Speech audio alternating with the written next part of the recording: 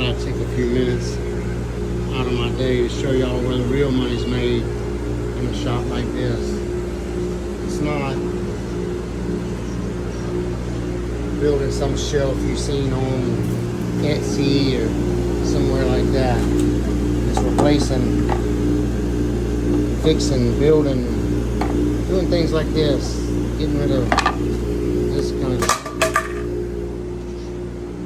Building new doors and new drawer fronts for a whole kitchen, big fine kitchen. That's where you make real money in a shop like this. Not chasing some shelf that everybody in the world has done built 50 times over and all that.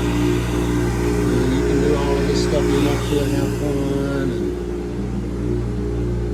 and stuff like